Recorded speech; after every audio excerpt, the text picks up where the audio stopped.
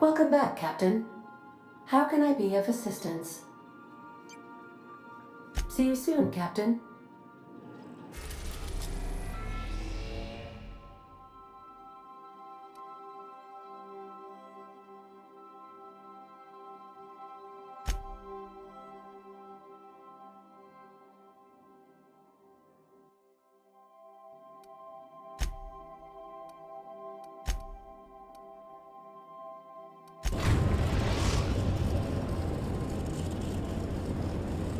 I am pleased to inform you that we have arrived at the labyrinth.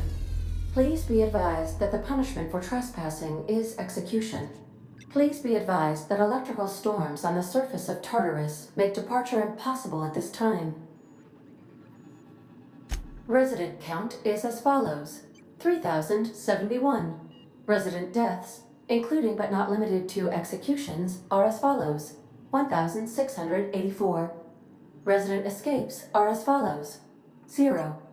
The interior can be chilly. Take a scarf with you, Captain. I would also ask that you leave your captain's ID with me, in the event that you do not return. Understood. If you die or are incarcerated for life, I can generate a new ID for the next captain. I would prefer if you returned, though. Oh, speak of the devil. Captain, I am receiving a transmission from the prison's docking authority now. Attention, unauthorized spacecraft. This is a maximum security installation. Your presence here is an explicit violation of UDL corporate policy. You are hereby confined to your docking platform until a ticket detailing your crimes has been filed and notarized, at which point your vessel will be seized and you will be executed.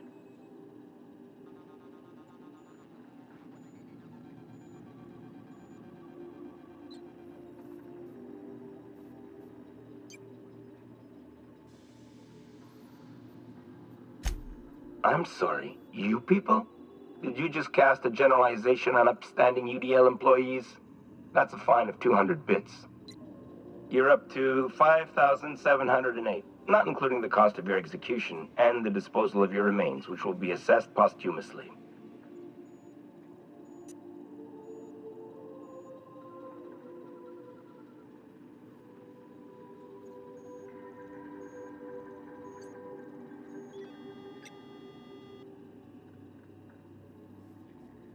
We're on lockdown. We have standing orders to shoot intruders on sight. Tartarus Docking Authority signing up. Hang on. Looks like you're gonna have company at the execution. Another ship just pulled into your dock. Wait, is that from the groundbreaker? What the?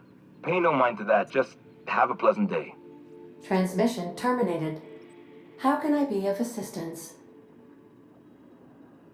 I'll be here.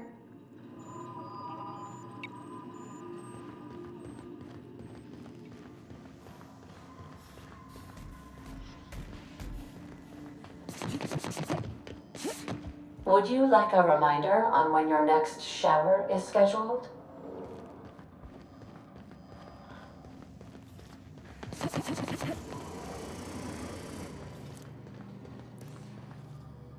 Something on your mind?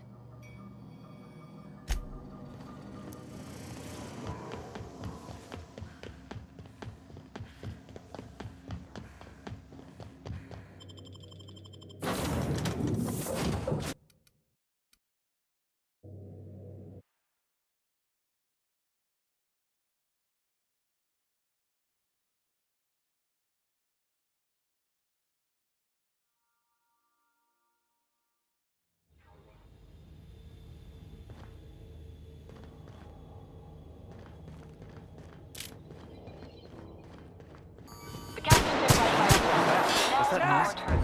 The board will never own Groundbreaker. Not while I breathe. Good on, my guy. Everyone all right? Somebody toss this garbage on. All dead. Attack!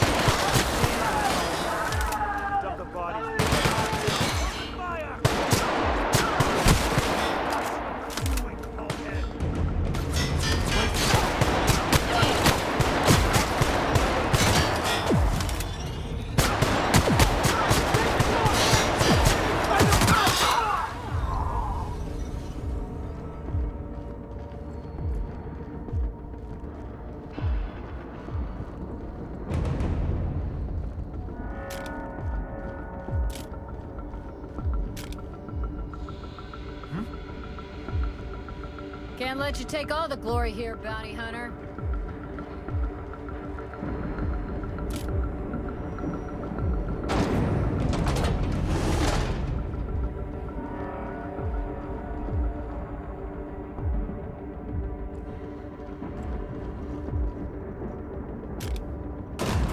Does a prison have for bars when it's got a storm like that guarding the gates? Getting in's one thing. Let's just hope we're able to get out again.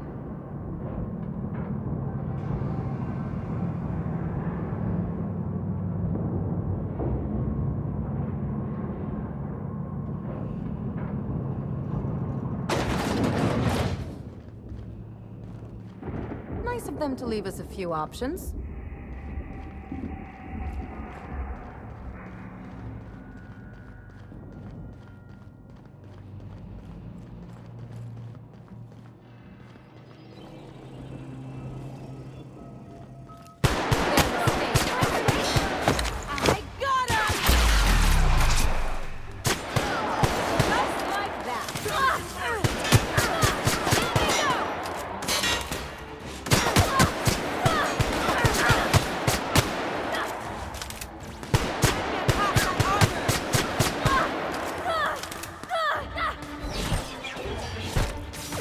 Sublight has arrived. Hey, kid.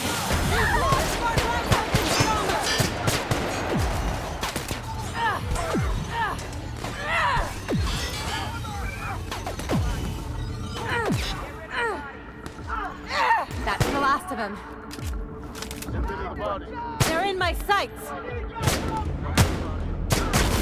Don't mess with us.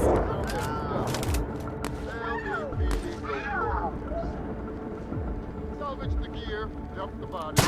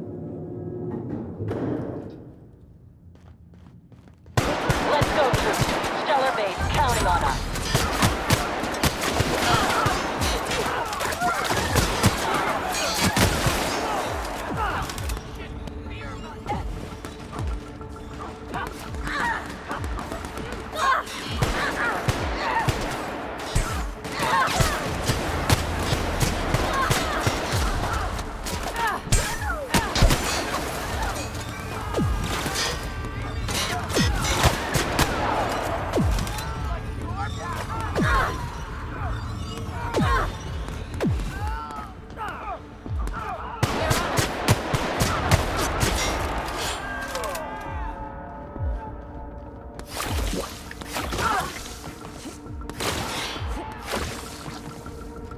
need cover! Watch it! Don't mess with me.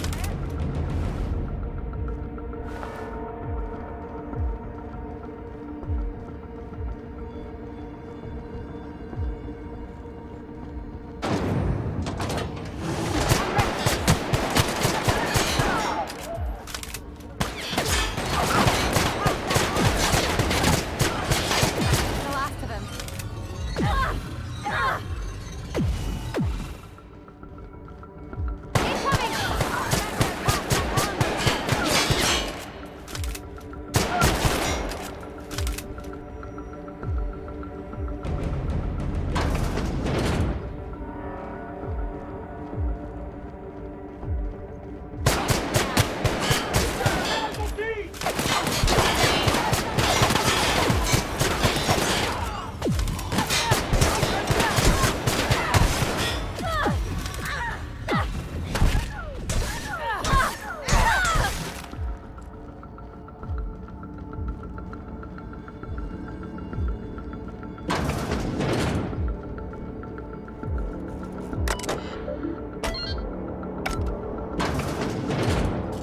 Well, look who it is.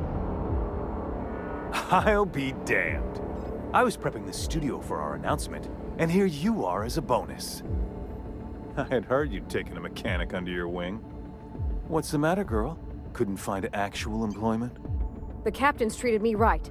Better than any of you bored folk ever have. I'm exactly where I want to be. Ah, and the wayward doctor.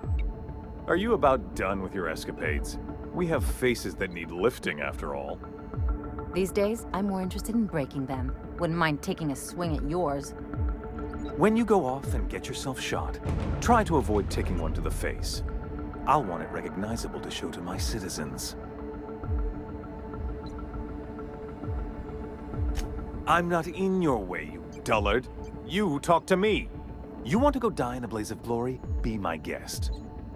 Besides, I don't know what you think you're doing here, but Sophia's doing good work up there with Phineas. Your efforts will be in vain.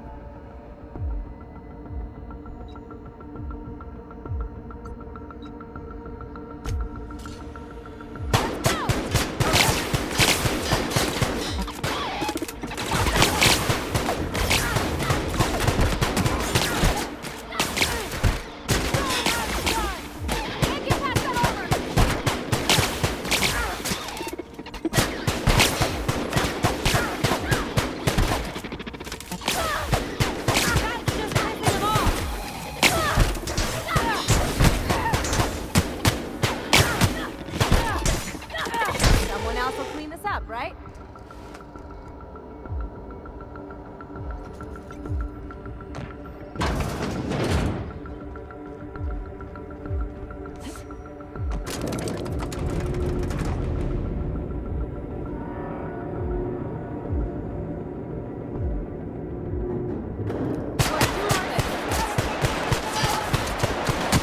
All right, MSI.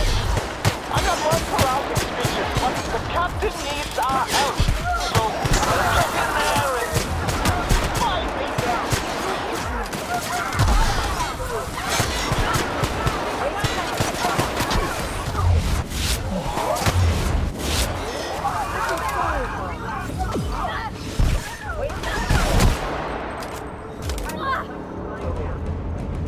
Waste of company ammo. Guess this is it, huh? Whatever comes of this, I'm just real glad to know you all.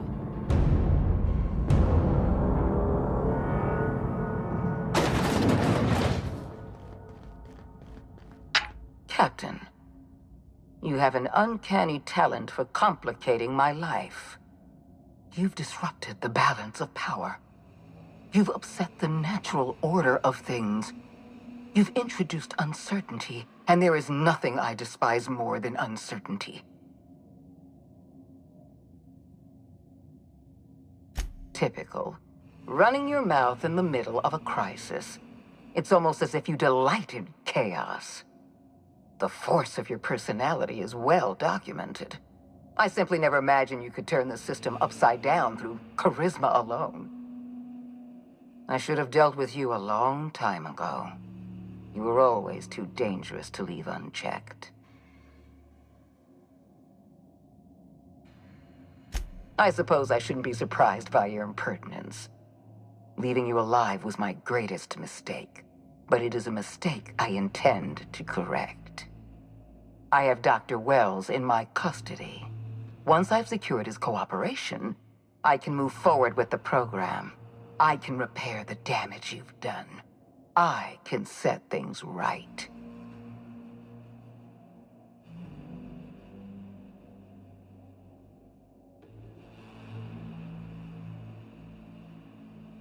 I'm aware of your propensity for violence. Halcyon is a bloodier place because of you. I take no pleasure in this, you know. I simply have no other option. Leaving you alive is too great a risk. Goodbye, Captain.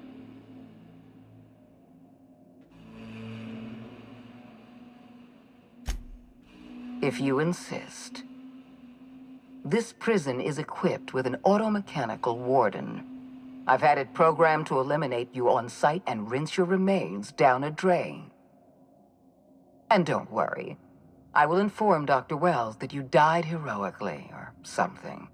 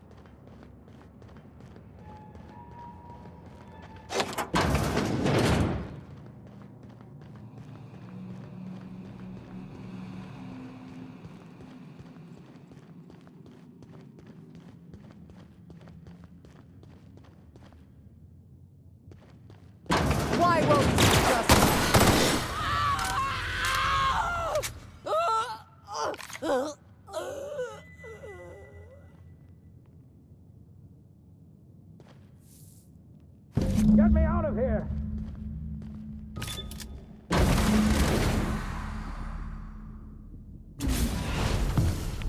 You don't know how glad I am to see you. You did the right thing. Akande was a monster. Her death was much deserved, and long overdue. And you lunatic, you broke into the board's own fortress just to rescue one doddering old man! You are absolutely out of your mind, and I can't begin to thank you enough.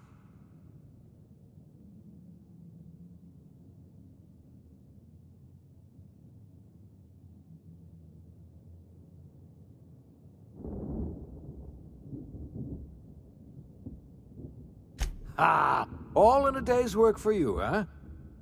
You've broken the board's stranglehold on this colony, and you saved my life. But there's still so much we have yet to accomplish. You and I are going to have to work harder than ever to save Halcyon. I'm afraid the situation is far worse than any of us ever anticipated.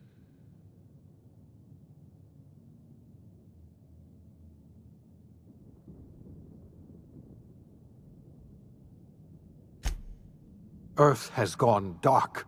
We haven't received a single message in 3 years. There's been no communication, no signals, nothing. 2 years ago, the Earth's Directorate's frigate disappeared on their way back to Earth. We don't know what they discovered when they arrived, or if they arrived at all. They haven't exactly been hands-on around here anyway. So there's one less rubber stamp to worry about. Earth is humanity's home planet, Miss Fenhill. The psychological effects of losing our original home will be devastating. You mean we're all alone out here? Really alone? I'm afraid so, Miss Holcomb. Halcyon is the only home we have left. Returning to Earth is no longer an option. We're in serious trouble, my friend. Do you know what this means for Halcyon? We can't rely on Earth for support anymore. We've been cut loose. We're entirely on our own.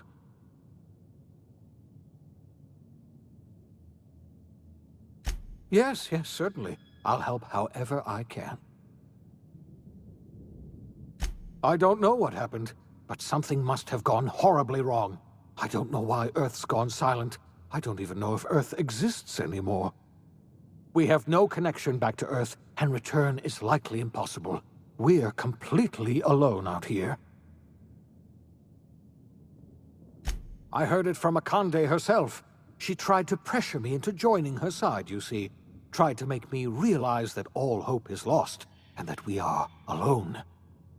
She was half right. We are alone, and we're going to have to fend for ourselves, because there's no telling what's happened to Earth. You might have heard of the Earth Directorate's frigate. Half the colony's entire military was on that ship. They were returning to Earth when they vanished without a trace. That was 2 years ago. We haven't heard a word from them since. Whatever happened to Earth likely happened to them. Yes, Akande mentioned as much. Earth hasn't sent us a single message in 3 years. No one knows why. Akande had kept the truth to herself, perhaps with good reason. Can you imagine what would have happened if word got out? We'd have utter pandemonium.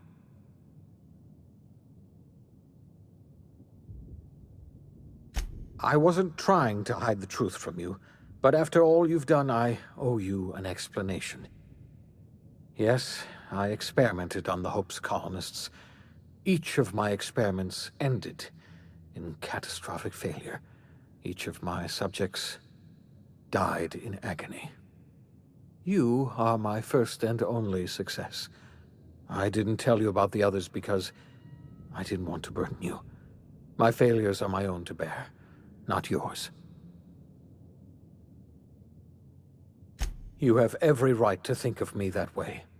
I know I can never win back your trust, but I'm trying to set things right. My apologies. I need to get a hold of myself.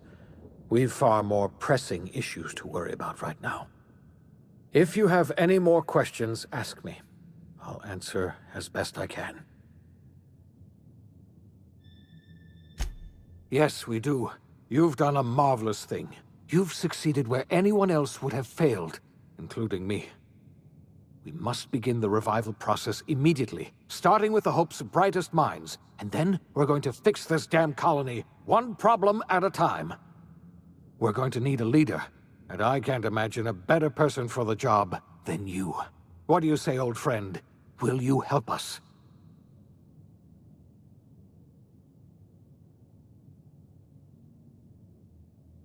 You won't hear a word of disagreement from me.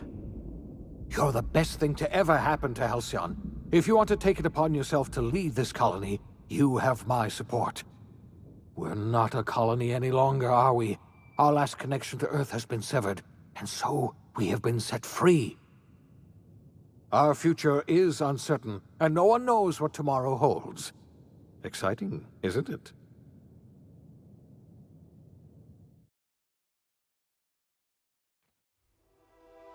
The OSI teaches that everything in the universe happens according to the grand plan. But the stranger that arrived in Halcyon was an unplanned variable. From the moment she landed in Emerald Vale, her actions altered the course of history. The events on Tartarus brought about the end of the board's authority. But the board's mistakes would haunt the colony for decades to come. The damage they left behind would require the work of a generation to repair. Dr. Phineas Wells began reviving a handful of the Hope's colonists. Engineers, scientists, technicians, and intellectuals. They were among the brightest minds the Earth had ever sent out into the stars. The Hope scientists and engineers woke up in a colony descending headlong into total collapse. With no way to return to Earth, they had no choice but to band together and devote themselves to the cause of saving Halcyon. The people of Halcyon were nothing if not hardy. In the absence of the board's authority, many of the colony's settlements banded together with a single purpose in mind: survival. Life was especially hard in the years to come. Some towns dissolved by attrition and starvation, but most of them found a way to carry on. In the years to come, Halcyon was forced to reckon with its newfound freedom. The board was gone, and for better or worse, the colony was responsible for its own destiny. Between MSI's worker-centric policies and the iconoclast's manpower, Sanjar and Zora were able to rally many of the Terra 2 townships to their cause. MSI's workforce swelled, and the iconoclasts enjoyed a significant surge in their ranks. The board was too distracted by infighting and internal politics to stop MSI from becoming a powerful corporation and a refuge for townships that might have fallen through the cracks. Bolstered by her status as savior of humanity, Lilia Hagen ushered Sublight Salvage to a new golden age. Her company grew bolder and more transparent over time, muddying the line between lawful and criminal for the entire colony. The Sublight family would thrive for years to come. The collapse of Edgewater left its workers bereft of any purpose in life.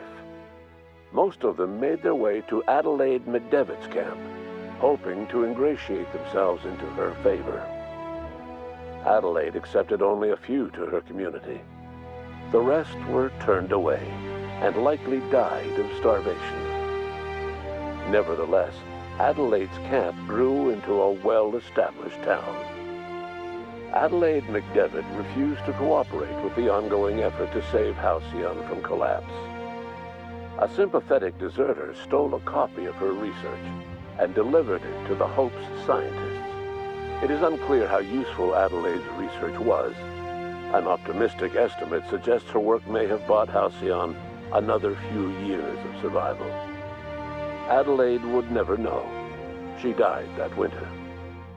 Under the leadership of Junlei Tennyson, the Groundbreaker held firm against corporate influence. The ship's mechanical stability gave Junlei the time to educate a promising generation of engineers, schooled in her family's traditions. The future of the Groundbreaker looks promising. The rediscovery of the Hope and the abandonment of the lifetime employment program forced Byzantium to come to terms with some uncomfortable realities about the state of Halcyon. While Byzantines were reluctant to surrender the luxuries they'd grown accustomed to, the board's diminished authority gave them little choice in the matter. Nearly everyone had to learn to make do with less. Some even had to get jobs. It was a dark time indeed. Your influence shifted Ellie's perspective. She finally admitted, albeit grudgingly, that she just might need other people. Sometimes. With a steady income from the life insurance payouts, she was finally able to afford a ship of her own. She hired a small crew and flew supply missions to communities on the fringe. Some of them were even legal. Though Parvati eventually grew comfortable aboard the Unreliable, she never quite came out of her shell. She seemed to prefer the company of Ada to the crew, and she could often be found neck-deep in cables and grease, telling Ada funny stories from her childhood. While the colony fell into chaos, she found an island of relative peace with Ada, and they formed an unusual bond. She decided to remain aboard the Unreliable permanently as its chief and sole engineer. Nyoka returned to Monarch to take another crack at making a permanent life for herself.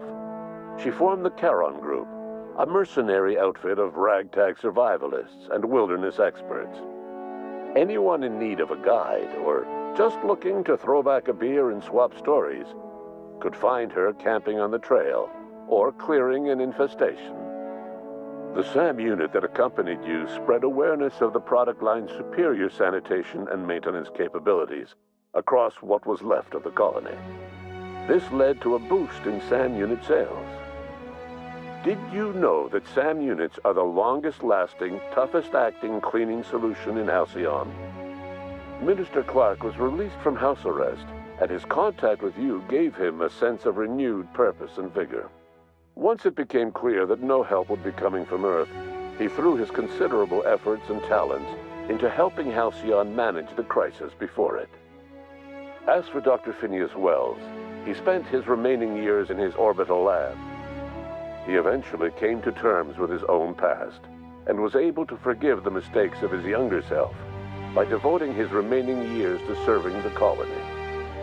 In the end, Dr. Wells was able to save every scientist and engineer aboard the Hope.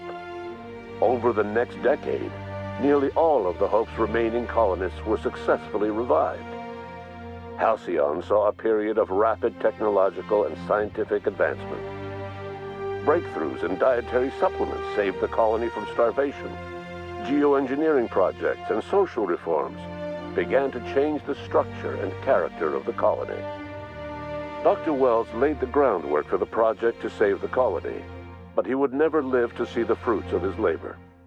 He passed away a few years later. His work was carried on by the scientists and engineers he revived. Today, Halcyon has stabilized. The people of the colony work hard to adapt to their new circumstances. Nearby colonies send aid and supplies. Life will never be easy in Halcyon, but for the first time in its history, there exists a sense of real, genuine hope about the future. And what about you, the unplanned variable in the history of Halcyon? You brought an end to the chaos on Tartarus and proved yourself the most capable leader left in the colony. You administered the colony in your own image. With the old power of the board destroyed, a new government of Halcyon rose with you at its center. With your steady hand, you guided Halcyon through the turbulent years that were to follow, and helped ensure the survival of the colony until the end of your days. No one knows what's happened to Earth, and no one knows what the future has in store for Halcyon. All we know for certain is this: the name of the Unreliable and that of its intrepid captain will remain the subject of countless stories for years to come.